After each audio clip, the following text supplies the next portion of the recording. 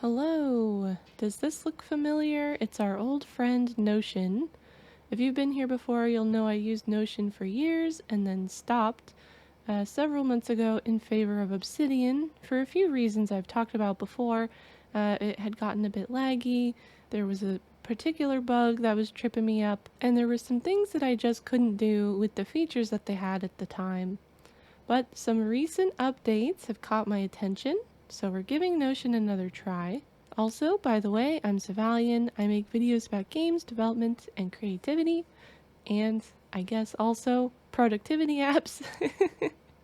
In this video, I'm gonna build a big, beefy Notion template.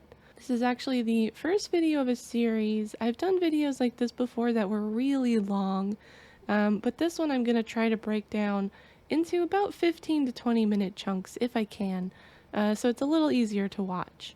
And my goal is to have all the videos out before Q2 starts, so anyone who, like me, likes to do a big batch of planning before the quarter starts for like a 12-week year kind of situation, you can.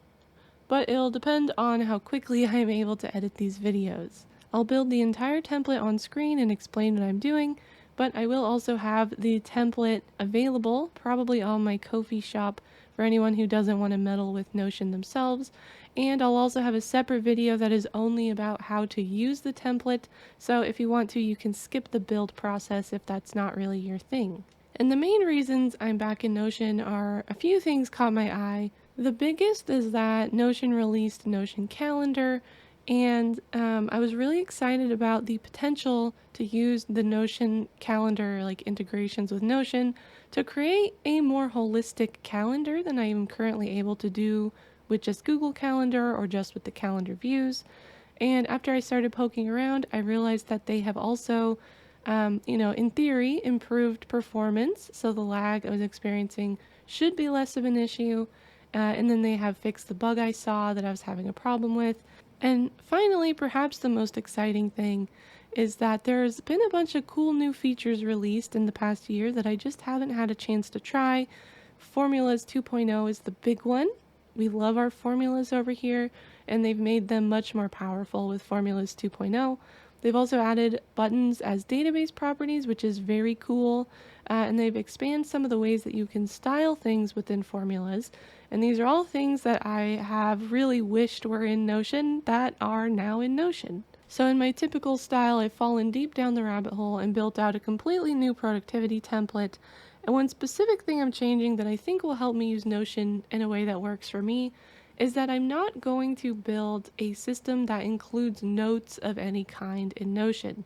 I'm keeping all long-form documents, journals, design docs, YouTube scripts, brainstorming. All of that is staying in Obsidian, where it's a lot easier for me to work with large pieces of text. Notion is going to be focused on task management, project management, making use of those database relationships and the formulas that Notion does so well that Obsidian can't really do very well because that's not what it was designed to do.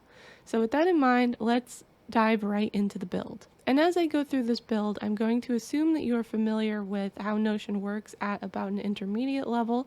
I'm assuming you know what databases are, what relations are. I'm assuming you have seen a formula before and I can explain a formula to you, and you'll kind of understand how to build it yourself. So I'll explain as much as I can, but for the sake of time, this is not going to be a full, beginner level how to use Notion. It is going to be for the little bit more experienced Notion users. And in this first video, I'm going to cover the initial setup of the template page and some of the core databases that we're going to be using. For every template, I always start with just a page. This is the top level of the template. Anything in this page is going to be included in the template when I make it available to other people.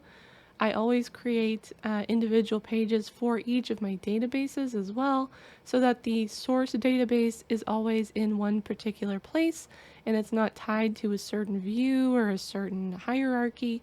I always know where the original database lives and can tweak it from there. And what we're going to do is we're going to set up all the databases first and then circle back around and set up things like database item templates and the actual pages that you use to view the database information. And the way I'm setting up this system is that at the top level, I'm having what I'm calling life tracks. These are basically categories. Some people describe these as domains. I like to think of them as like buckets for goals and projects to go into that separate them in terms of their intention. These will not really have any properties of their own. They will primarily consist of relations and formulas that use those relations to display the progress of things, display the current status of things. So because it's mostly based on relations, all we're going to have right now is really just a name, and we'll connect the rest of this up later. Now we're going to get into the meatiest database of this system here, the tasks database. This is where all the work is going to be defined, and pretty much everything else will support functionality of this database.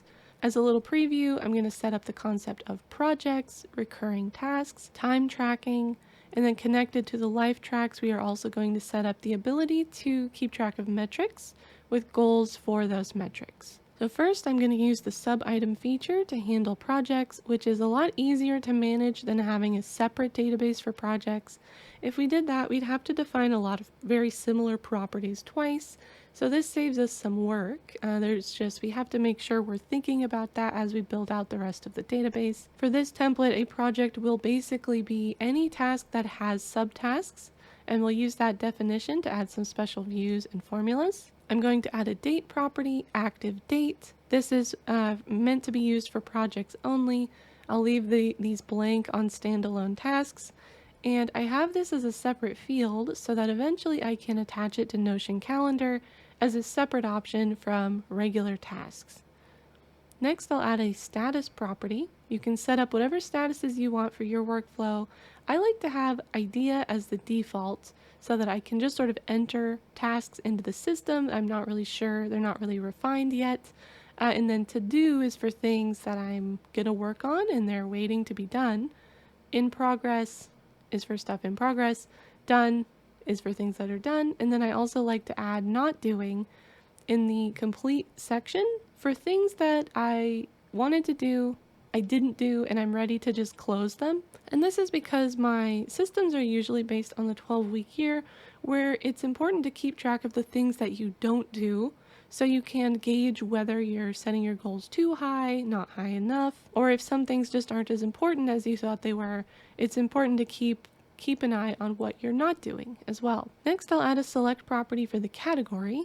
This is optional. You don't need this. I like to use this to further organize my tasks. I have this because I want to keep a lot of my creative work under the same life track, but I do want to separate some things, like separating my sticker shop work from art challenges, from Instagram, things like that.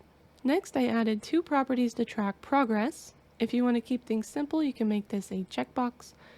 You will have to tweak the formulas a little bit if you do that, but I believe in you. I like to have tasks that can be partially completed. Like I just mentioned, for the 12-week year, I like to be able to track what I didn't do if I got half of it done, but not the rest. So I have 2 number properties, the amount target and the amount done. So say I have a goal to read 10 pages a day. The target there would be 10. The amount done will be how many pages I actually read. Before we can continue expanding on the tasks, I need a few other tables, and this is where I'm trying something new with this template. Something that was kind of hard to do before they introduced some of these new features. So I'm going to set up some things for recurring tasks, which are notoriously tricky to do in Notion. I have a solution. It's a simplified solution. It's not going to be as robust as a app that's all about managing tasks like Todoist. Because they have a whole language for defining how often things happen when things happen, and Notion just doesn't have that. But I think this system that I'm building does enough to be useful for most people. To make this work, I need another database called Task History, which I will basically use to track all of the times a recurring task has been completed. And most importantly, the last time it has been completed, so we can calculate the next recurrence, the next due date. The task history has a date property for when it was completed, a checkbox property for whether or not it was completed or skipped. Again, I'm using this so I can track what I'm not doing effectively. And then it has a relation connected to the tasks database. At this point, I realized it's hard to tell which database I'm connecting to since the template title is very similar to other templates I've made. So I'm renaming this template to have the 2024 at the front so I can identify which one is the correct one. And the way that this task history is going to work is that whenever a recurring task is completed, I'm going to create an entry in this database with the date it was completed, and then this relation is going to feed into the formula that calculates the date that it's next due. But this is all we really need on the task history database, so the rest of the work is going to happen back up on the tasks database. So we will add a few properties to tasks that will define which tasks are recurring, how often they will recur, and sort of how they will recur. First, we have a select property recur timeframe. This is what timeframe this task is going to recur in. It's important that these match the string values that you can send to the date add function and date between. So they should be all lowercase, the words years, quarters, months, weeks, and days. They should be lowercase and also plural. I'm making a select and filling these in once so that I don't have to carefully type these in every single time I make a recurring task. Next, a number property, the recur amount. This is used in combination with the time frame to determine how frequently the task will recur. If it's empty, it will be set to 1 by a formula that we're going to write. So if this is set to 1 or it's set to empty, that means the task will recur every one time frame, so 1 day, 1 month.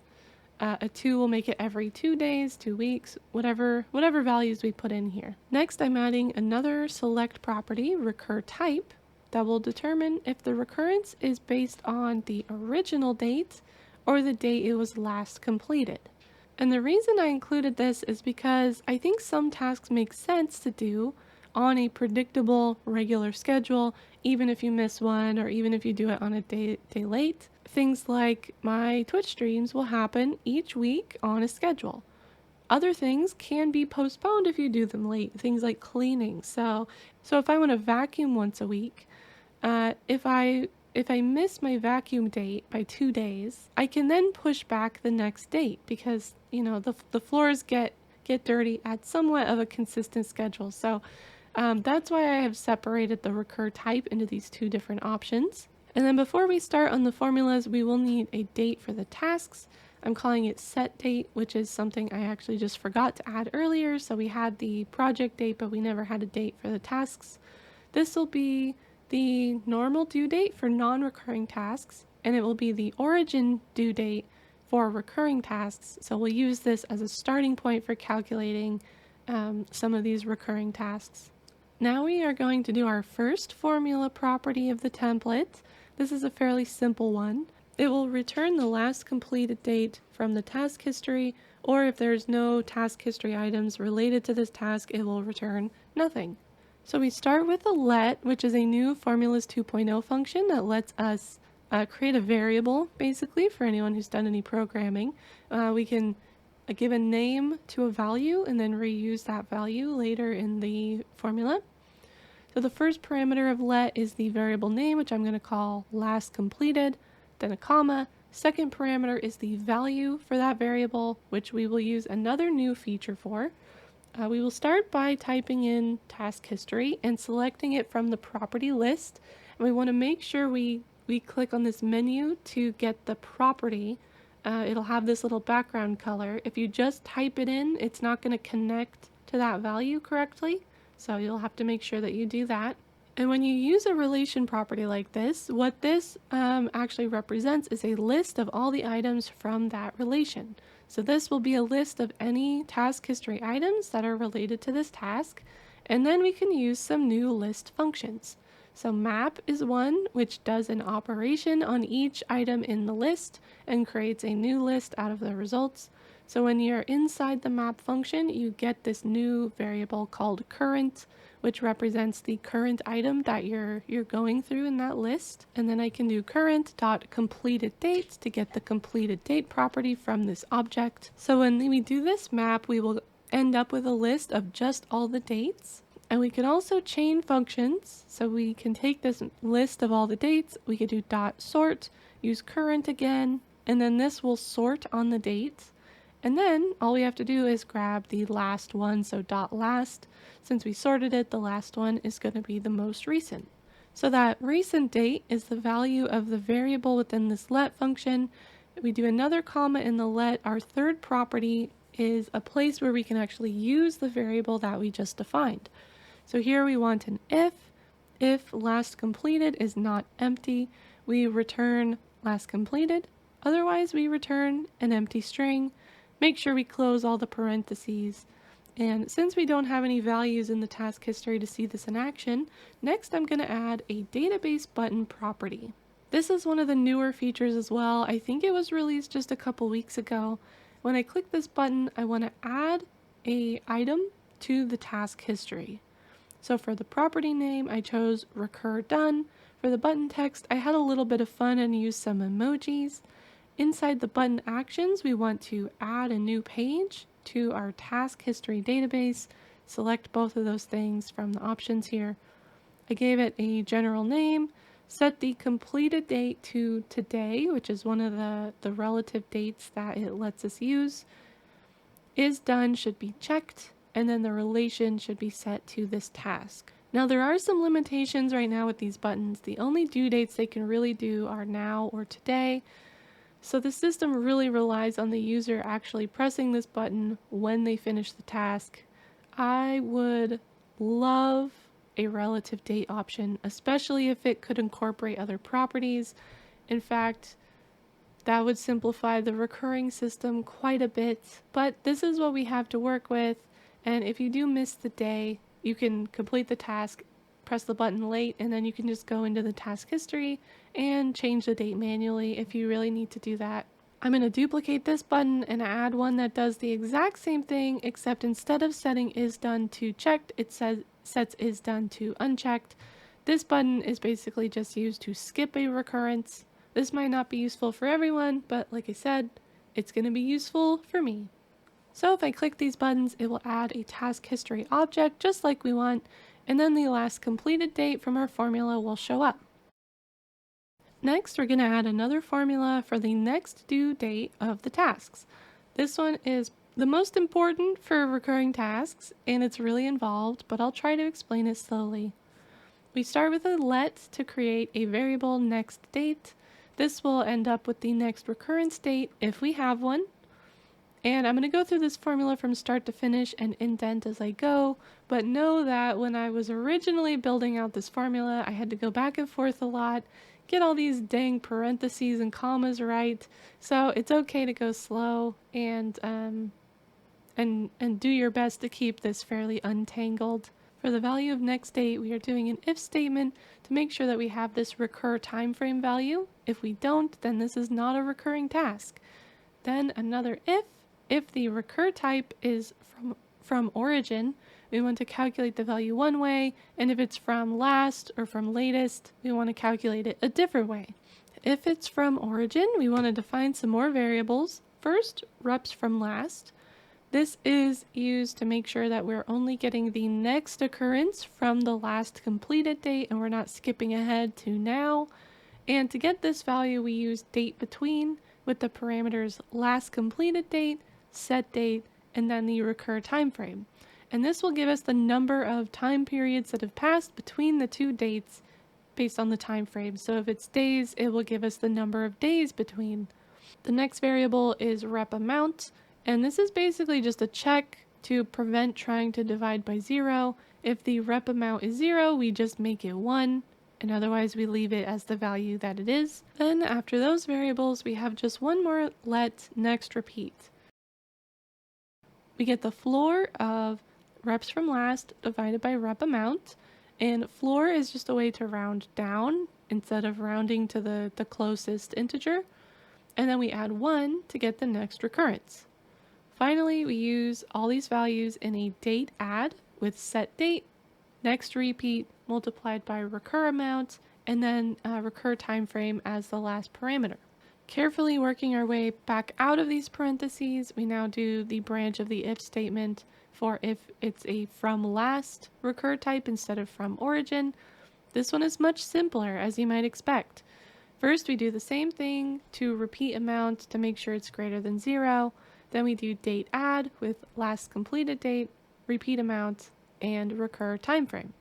And as I worked out this formula, I found a small bug. I accidentally put recur amount instead of recur time frame in my recording of this, so I went back and fixed that later. But to finish up the formula, we get out of a few more parentheses, and then we have the empty string option here. This is the case if we don't have any recurring variables or if there was no last completed date. And later I realized that I do need to coerce this empty string value to a date value in order to get this property showing up in the calendar and the timeline views. And the way to do this is to do from timestamp and then pass in an empty string cast as a number, and it will essentially create an empty date value, and the property will show up in Notion as a date. And then outside of that, at the very end of that initial let, we do an if to see if next date is empty. If it is, we return the set date, otherwise we return the next date. So with this, we are making sure that there's always a next due date, even if this task is not recurring. And that's it. This should work roughly as I described, as long as you either use the button or manually create an entry in the task history database whenever you complete a recurrence of a task. And this is where we're going to stop the first video. So we got the basic structure of the template started up. We created a few databases. Most importantly, we started building out the task database, and we got recurring tasks working. In the next one, we will move on to some more improvements to the task database to support things like time tracking. And we'll just keep on going, building out this template piece by piece. So thank you so much for watching. I hope to see you in the next one. Don't forget to subscribe if you would like to do that, because I'll be back soon with another video, and I hope to see you there. Okay, bye-bye.